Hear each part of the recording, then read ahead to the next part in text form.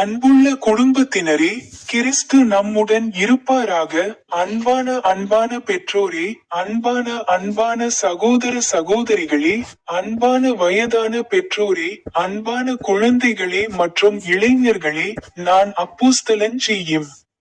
திரிலோராஜன். இன்று மார்ச் மாதம் 8ஆம் நாள். தவக்காலத்தின் 3வது ஞாயிற்றுக்கிழமைக்கான பிரார்த்தனை. உங்கள் அனைவருக்கும் மிகவும் மகிழ்ச்சியான மகளிர் தின வாழ்த்துக்கள். பெண்களுக்கான சிறப்பு பிரார்த்தனை. ஓ அன்பும் இரக்கமுமுள்ள கடவுளே, அனைத்து பெண்களுக்காகவும் இன்று நாங்கள் உமக்கு முன்பாக ஜெபிக்கிறோம். நீர் அவர்களை உமது சாயலில் படைத்து அன்பு, இரக்கம், பொறுமை மற்றும் ஞானத்தால் நிரப்பினீர். ஆண்டவரே, ஒவ்வொரு பெண்ணும் தன் வாழ்க்கையின் பொறுப்புகளை நம்பிக்கையாலும் தைரியத்தாலும் சுமக்க பலப்படுத்துவீராக. அவர்களின் இதயங்களை அமைதியால் நிரப்புவீராக. அவர்களின் மனதை நம்பிக்கையால் நிரப்புவீராக. மேலும் அவர்களின் வாழ்க்கையை உமது ஆசீர்வாதங்களால் நிரப்புவீராக. கடவுளே, சிரமங்கள், துக்கம் அல்லது பதட்டத்தை எதிர்கொள்ளும் பெண்களுக்கு உமது ஆறுதலையும் ஆதரவையும் வழங்குவீராக. தங்கள் குடும்பங்களை பராமரிக்கும் தாய்மார்களுக்கு ஆரோக்கியம், பொறுமை மற்றும் அன்பின் வலிமையை கொடுங்கள். ஆண்டவரே, ஒவ்வொரு பெண்ணும் அவள் உமது விலைமதிப்பற்ற படைப்பு என்பதை உணரச் செய்வீராக. அவர்களின் வாழ்க்கையில் மரியாதை, பாதுகாப்பு மற்றும் மகிழ்ச்சி ஆட்சி செய்யட்டும்.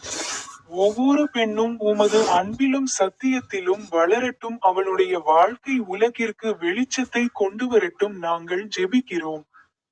கர்த்தருடைய பரிசுத்த நாமத்தில் இதை நாங்கள் ஜெபிக்கிறோம். ஆமென். முதல் பைபிள் வசனத்தை சொல்லுங்கள். நீதிமொழிகள் அதிகாரம் 15 வசனம் 1. மென்மையான பதில் கோபத்தை தணிக்கும், ஆனால் கடுமையான வார்த்தை கோபத்தை தூண்டும். பொருள்: இந்த வசனம் நம் வார்த்தைகளுக்கு மிகுந்த சக்தி இருக்கிறது என்பதை கற்பிக்கிறது.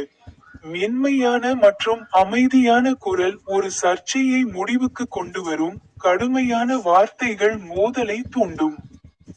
நாம் அன்புடனும் பொறுமையுடனும் பேச வேண்டும் என்று கடவுள் விரும்புகிறார். சொற்சொல்: ஆண்டவரே, எங்கள் பேச்சை மென்மையாகவும் அமைதியாகவும் ஆக்குங்கள். வேண்டுகோள்: ஆண்டவரே, நாங்கள் கோபமாக இருக்கும்போது கூட நிதானத்துடன் பேச எங்களுக்கு கற்றுக் கொடுங்கள். ஜெபம்: ஓ இரக்கமுள்ள கடவுளே, எங்கள் பேச்சை இனிமையாகவும் அன்பால் நிறைந்ததாகவும் ஆக்குங்கள். அதனால் எங்கள் வார்த்தைகள் அமைதியையும் நல்லிணக்கத்தையும் கொண்டு வரக்கூடும். ஆமென். நாம் ஜெபிப்போம். ஓ என் பிதாவே, ஓ பாரமான இயேசுவே, ஓ போப் லியோ 14ஆம், ஓ பேராயர் டாக்டர் பால் மார்சார், ஓ மன்னர் சார்லஸ் 3. இன்று மார்ச்.